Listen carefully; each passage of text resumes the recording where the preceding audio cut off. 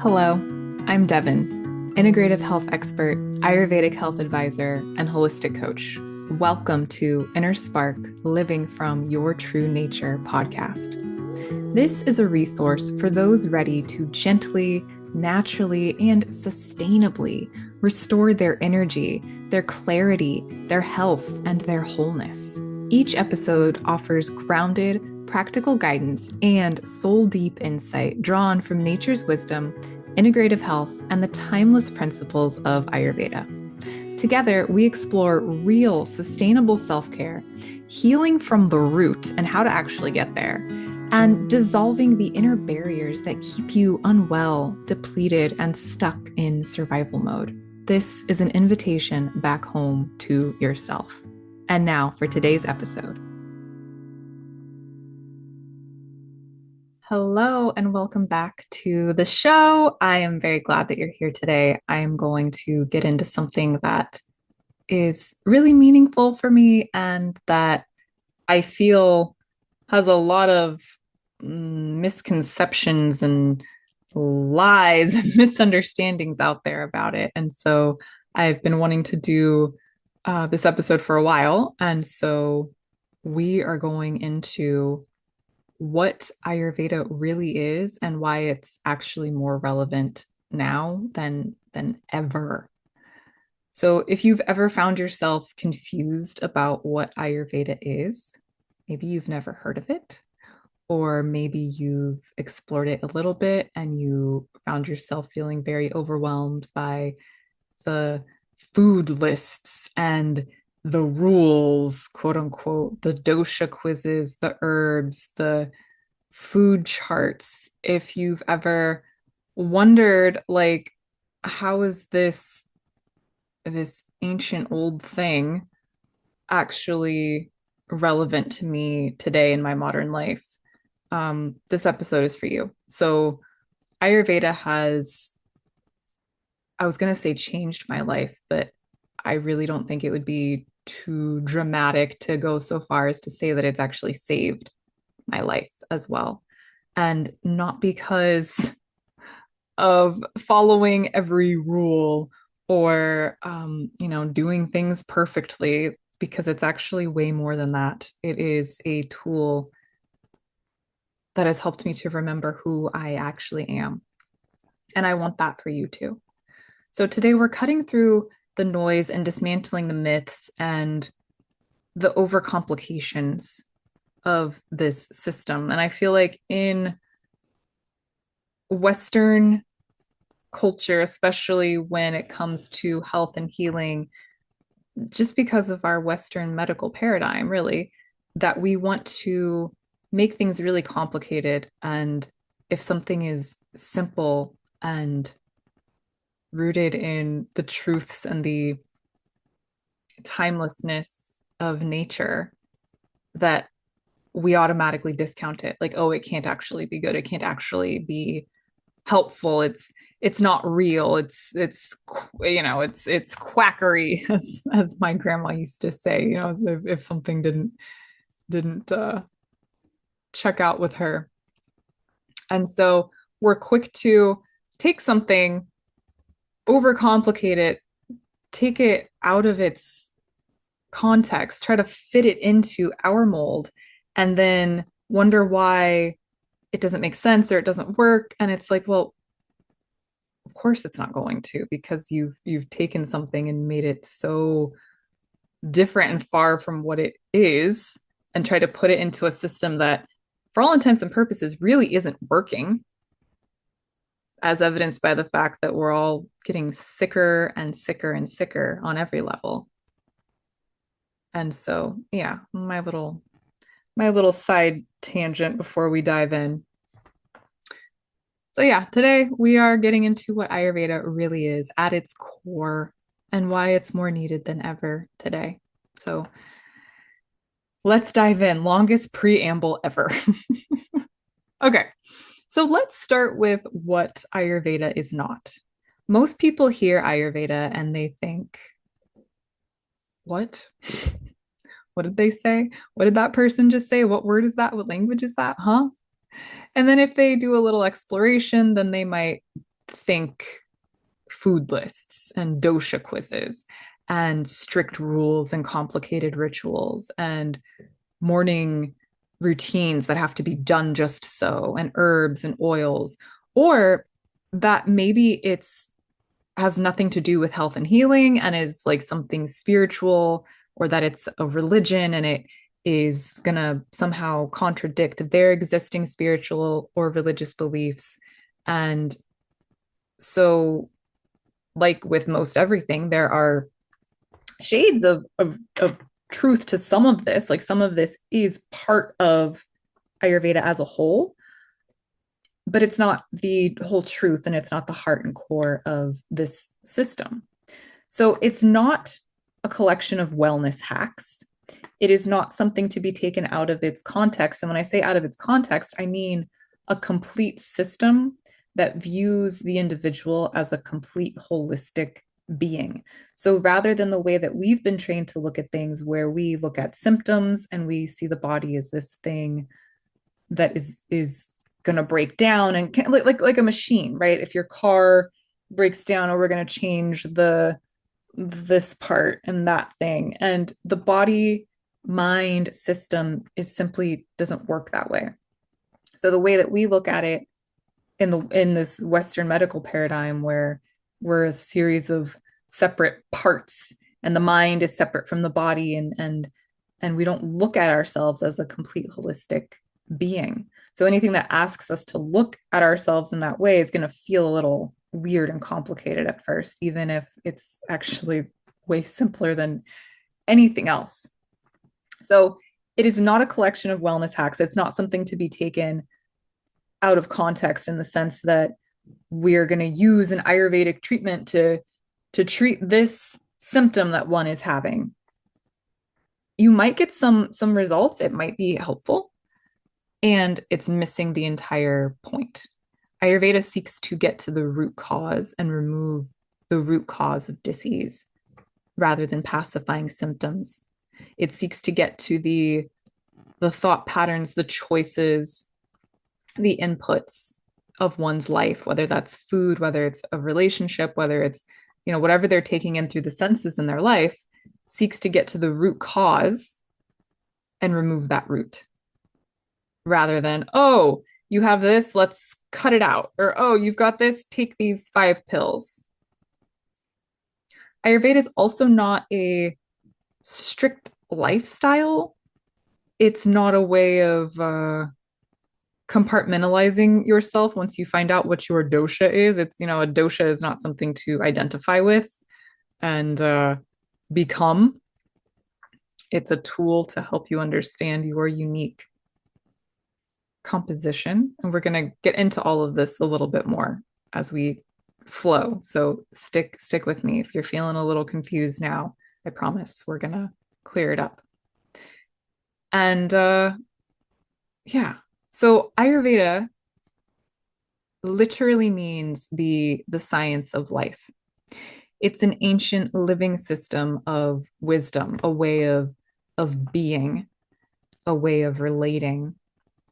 And it teaches us how to live in harmony and right relationship with ourselves and each other and nature and life itself from the inside out. And so just think about that for a minute. That is very radical and very different than how we are taught and shown things in our culture. So this idea of a living wisdom system that guides you and shows you how to live in relationship, right relationship with yourself and with others and with nature and all of life from the inside out.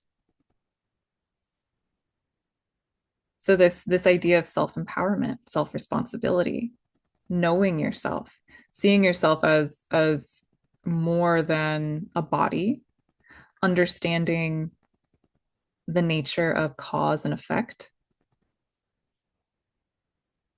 So rather than looking at the body and being like, oh, it's breaking down and I need to do this thing to address this symptom, it invites us to be like, what is creating this symptom? What is happening inside that is creating this? So it's not about fixing ourselves with these outside things, it's about knowing ourselves. At its core, Ayurveda is a path of rhythm, rhythm with the sun, the moon, the seasons, rhythm with your breath, your digestion, your energy, your emotions.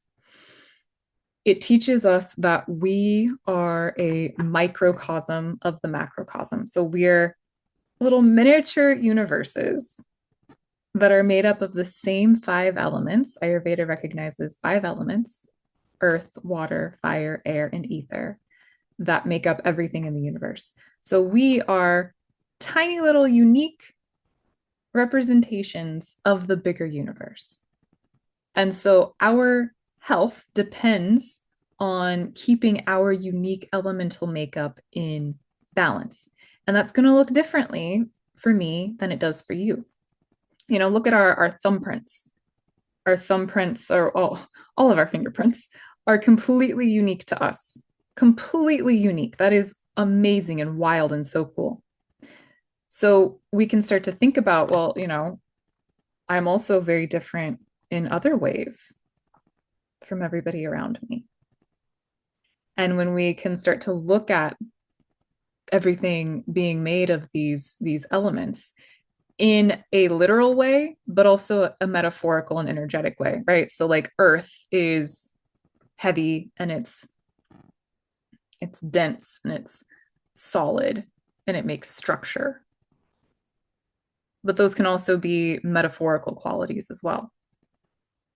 Yeah, so you kind of see what I'm talking about here. These are things like observable, literal things, and also metaphorical, energetic things, qualities, and traits that make us up. So there's no difference here when we're talking about our psychology or our physiology, our mind and our body. Like it's all connected, it's all one. And that can be something that can be tough for the Western mind to wrap its head around. So back to our uniqueness, our health from the inside out depends on keeping our unique elemental makeup in balance. Each of us has our own unique proportions of the elements within our systems. And that's why we're all so unique and different with our own different personalities and preferences and tendencies and physical statures and more. So in Ayurveda, there is no one size fits all anything. And it means that what works for you might not work for your best friend. And that's, again, so very different from our kind of one size fits all, mainstream, blanketed health advice, and why a lot of it just doesn't work. Ayurveda gives us a map and a framework and a foundation. It guides us in listening to our bodies and our cycles and our own unique nature and letting that guide us. So it's not some dogmatic rule book that a lot of people can start to view it as, which again is easy to do because that's how we've been taught and that's how most things in our culture are, right? Like you pick a diet and it like kind of becomes your religion and you're like, I'm this, I'm that. And you're going to stick with it. And it's very dogmatic and there's rules and you don't ask questions. If it's not working for you, then you must not be doing something right. Rather than like, you know, this doesn't work for me because my system doesn't like it. And that's fine. And I need to be guided to something that does work for me. Rules can be blindly and arbitrarily followed without any reason. People do it all the time. Ayurveda is a system of radical self responsibility and radical self awareness. And it asks that we ditch anything that doesn't align with nature and our true nature. And instead, it asks us to focus on having embodied experiences and observing cause and effect to bring healing and wholeness into our lives. Like, how awesome and how different. It's not about doing anything right, quote unquote. It's about living in right relationship. So Ayurveda can be an incredibly spiritual practice if that is what one is seeking. But it's not a religion. It is not a religion. It is a pathway, can be a pathway towards deeper spiritual fulfillment, insight, and connection for many reasons. It's kind of like a two-sided coin. For starters, true health and healing really only can come when we are connected with ourselves and have a deep embodied awareness of being part of something greater, that we're part of the whole of existence. And then the other side of that is when we're feeling well and alive and vibrant. And the sad thing is, most people have never actually felt that way, like ever. You know, we grow up eating and a bunch of stuff that's not food. We are so busy throughout our lives. We're taught to not process our emotions. We're constantly jamming our minds with information. So like most of us have never actually felt that deep, like alive, healthy, whole, vibrant, connected. So the more that we feel that, the easier it is to have that deep embodied awareness of being part of something greater and connected to ourselves. So it's this beautiful, positive, giant snowball effect that's just like spiraling upwards into wholeness. So the more that we experience the connection, the more that health and healing become part of our lives. The more health and healing become part of our lives, the more we're able to have this connection. So it can offer a way of honoring the sacred in the ordinary, everyday moments. Every second is sacred. Every second is an opportunity for connection, for wholeness. So Ayurveda is a practice of reverence. It's a practice of remembering that we are part of nature. We are nature. We're not separate from it. We are not ourselves separate parts. And that everything that we do and don't do matters and has an effect on everything and everyone else.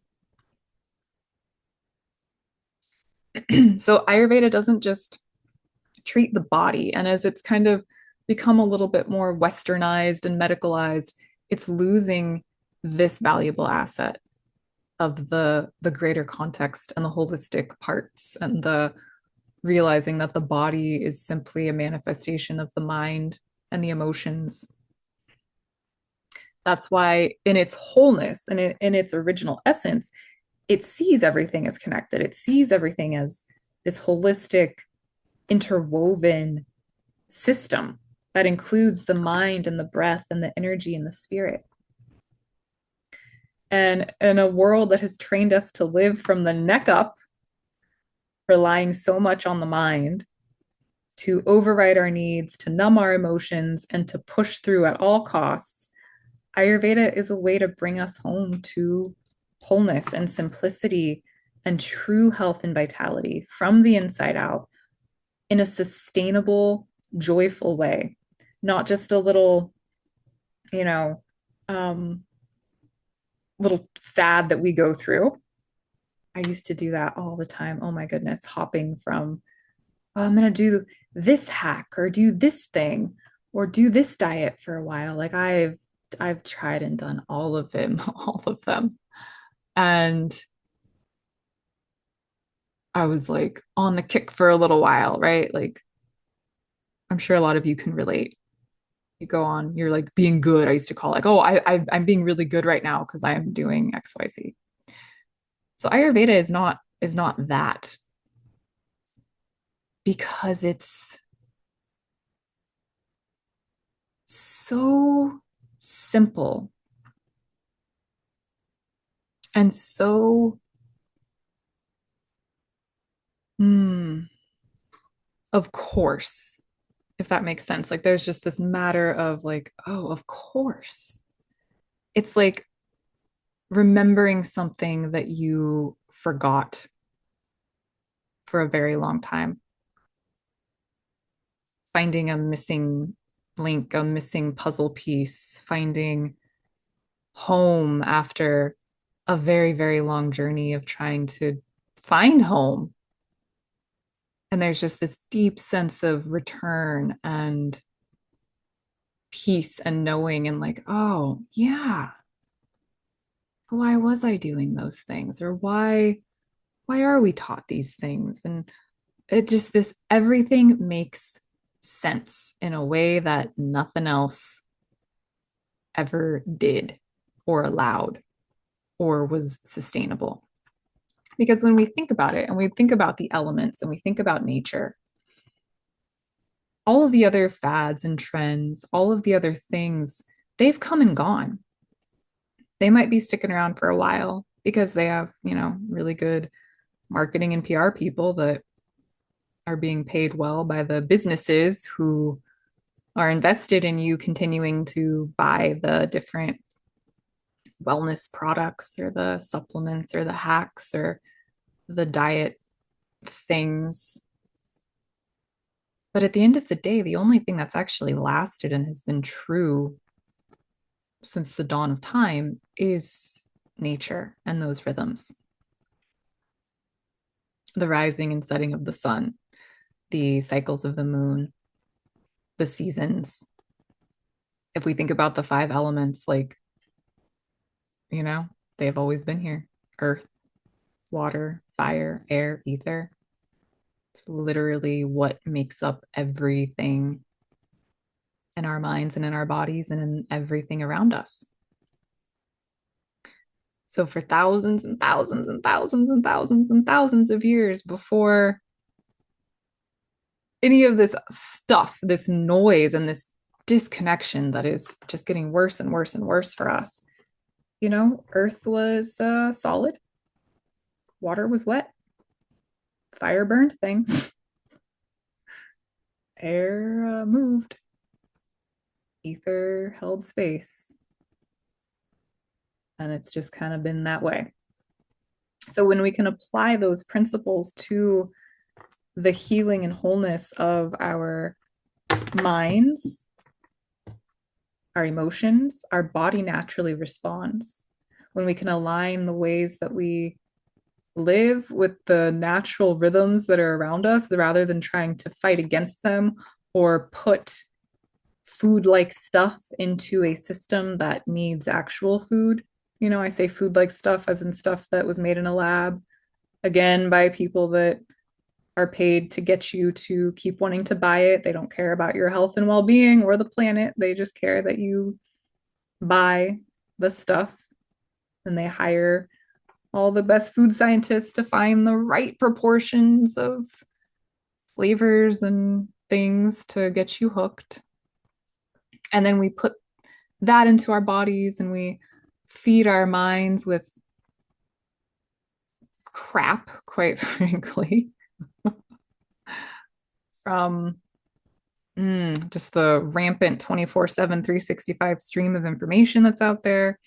We don't process our emotions because we're constantly just putting more stuff in our brains and into our systems, or there's shame, or, whatever the case is. And then we wonder why things don't work. And we're like, oh, it's so complicated. And health is so complicated. And taking care of myself is so complicated. Like, it's really not. And I wish, truly, it's going to bring me to tears. Like, I wish so much that I could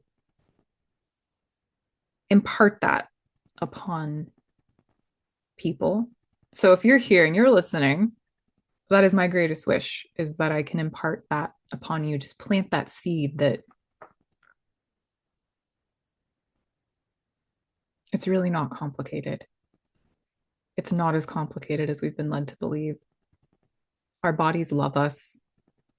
They don't just break down. It's the result of actions and choices. And that's no shame. That's actually quite empowering, because it's like, oh, well, if this thing is happening because of this, then I just do something else. And yes, that's exactly it. Do something else. I've seen amazing things happen. Amazing things. People, my goodness, have a some type of illness they're dealing with, and a symptom, and they let themselves in a session be really vulnerable and break down and sob in a way that they haven't ever, and moving that energy and processing that emotion, and then things are just like, they're good. or making simple changes to the things that they're eating, chewing their food really well, honoring the fact that the body is not a machine. It's not about, calories in, calories out, micros. It's like, no, how are you eating? Are you in a respectful, reverential relationship with your body, with life? And most of us, like I said, are simply not. And no shame or shade. We just were not taught or modeled that. We are not machines.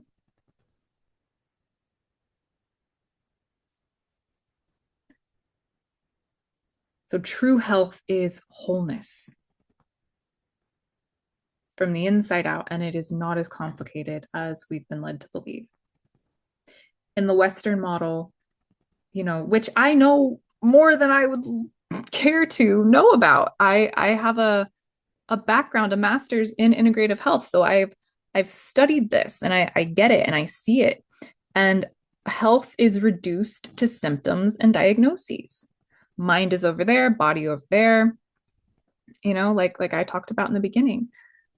And this way of looking at things, this system, this holistic, natural way knows and invites us to remember, because even though we maybe haven't been taught or shown in this life, it is so, all of this makes so much sense once we just open our mind a little bit and open our heart, that it's, like I said, it's this homecoming. And it doesn't have to take, studying Ayurveda or radical changes. It's like just little bits. It's like these little breadcrumbs back home to ourselves, just like little changes, little things, and it's little insights. And it's so intuitive. So this system knows that your thoughts affect your gut, your breath affects your sleep, your emotions affect your immunity, your digestion is impacted by your relationships. Your experiences and what you consume through your senses have lasting impacts on your system. Your psychology and physiology are inextricably linked. They always have been and they always will be. And when something goes out of balance, it doesn't just show up as a headache or a rash. It starts as a disconnection. So the symptom, when we finally start to have it, is like, that's not the first little knock on the door that we've gotten. And Ayurveda sees the disease process as beginning long before the symptoms actually arrive. So everything is the result of a disconnection from ourselves, which drives everything that we do and don't do. So when that disconnection is there, it shapes our self-identity, which shapes our behaviors and our choices, our emotions, our lifestyle, the company we keep, and more. And this disconnection catalyzes the disease process. And the greater the distance between our true selves and who we may falsely believe ourselves to be, the more disharmony there is in our system. And that really takes its toll. And most of us are living in a state that is not truly what we desire. It's not truly us. There's a lot of false beliefs that are running the show. And so those beliefs, we decide then what is appropriate for us, what we deserve, how we treat ourselves, because we've got these deeply ingrained stories like, oh, well, somebody like me can't do that, or that's not how I was raised, or that's not what I was taught, or I don't deserve that. And so then everything, our choices, is shaped around that. And they're not good choices. Most of the time they're unsupportive, and they start to just chip away at this resilience and this wholeness, this health from the inside out. And so the accumulation of those choices and those inputs begins to create disturbance in the system. And then things start to function improperly. And it can start as just kind of not feeling well, maybe sleep's a little off, mind's a little off, a little agitated, impatient, maybe sad or low energy. And that fuels, again, the behaviors and the choices and the beliefs. It also creates more backlog and accumulation of undigested stuff. So not just food, but experiences, emotions, and then eventually disease.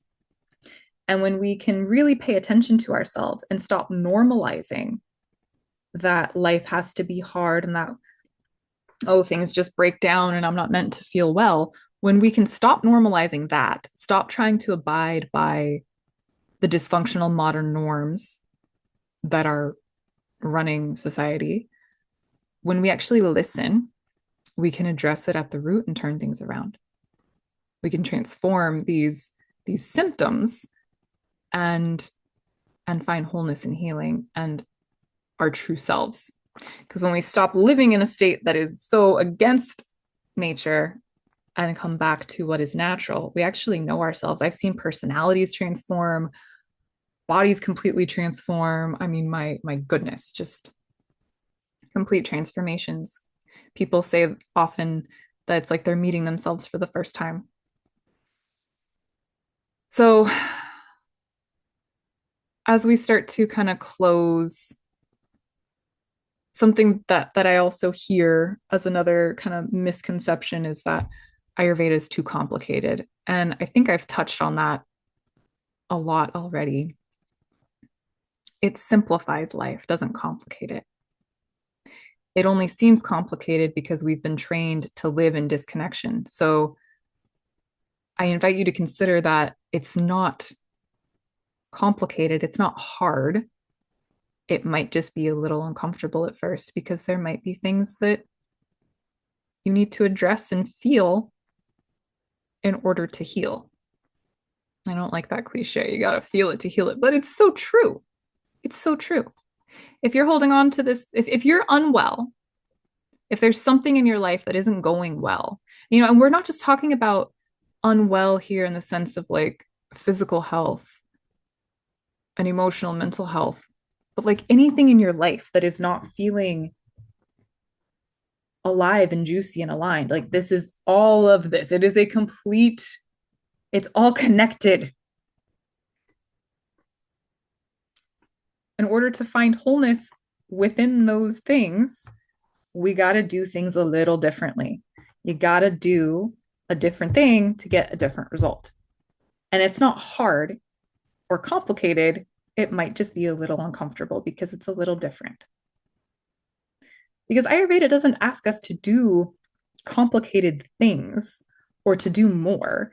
It invites us to do exactly what is right for us and only focus on things that actually are right and good for us.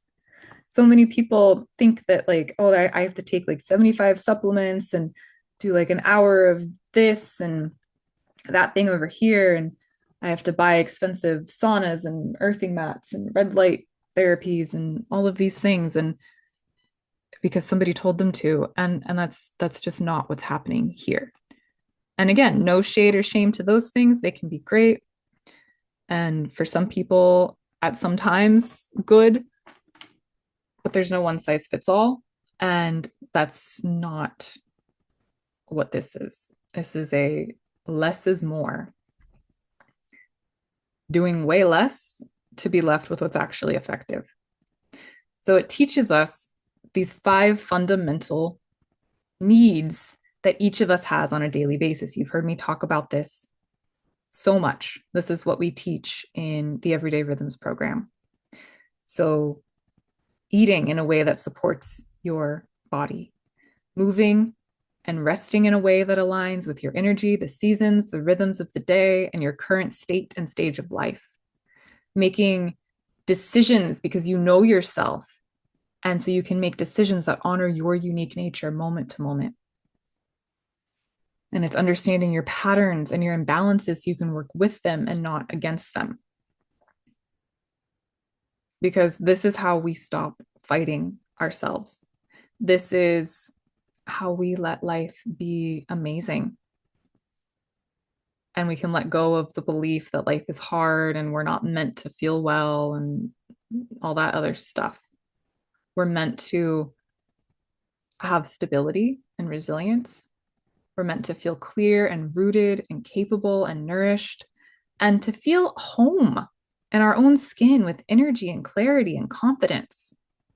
So every day, remembering that these five core needs of your system are calling to you. You don't need to learn Sanskrit. You don't need to even call it Ayurveda. You don't need to do any of these things. I'm so grateful that these wise people, 5,000 plus years ago, had the stability and the wherewithal to codify these things, to observe nature in this way, and to apply this philosophy to the art of living, to health and healing. And in order to live this, it's really just a way, it is coming back into alignment with nature. So real nourishment, deep rest, intentional use of the breath, joyful movement, and self-reflection and managing your energy. And when these five needs are met, everything changes. Everything changes. We live in a time of massive disconnection. And so when we can come back to a relationship with ourselves, responding to ourselves with love, knowing ourselves, remembering the truth of who we are, and letting ourselves feel well as we're meant to, it is a gift to the whole, honestly. This is how we'll change the world and find greater harmony on the macro. So, this time of massive disconnection of artificial food and artificial light and artificial connection, we're burnt out and sick and anxious and exhausted and overloaded. And so, more than ever, this is relevant. This is what is needed: simple, whole, real, honoring the whole truth of who we are.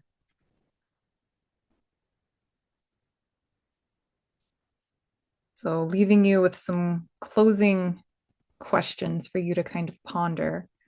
Where do you feel most disconnected from yourself? And where might you be overly identified with old thoughts, habits, and behaviors? A way to look at that differently would be, what is not working in your body, in your life, in your relationships, and start to work it backwards. What input is creating that output? And what's one way you can begin to live more in relationship with your body, your energy, your truth? And lastly, what would shift if you stopped chasing wellness trends and started listening to yourself? Ah. And if you're longing to go deeper, to learn how to actually live this way with guidance and support, you're always welcome inside the InnerSpark Method Everyday Rhythms. Living well does not have to be complicated. It is not complicated. Let your practice be simple. Let your life be fulfilling and joyful. Let your care be soft. And as always, let nature and her wisdom and her rhythms lead you back home to yourself.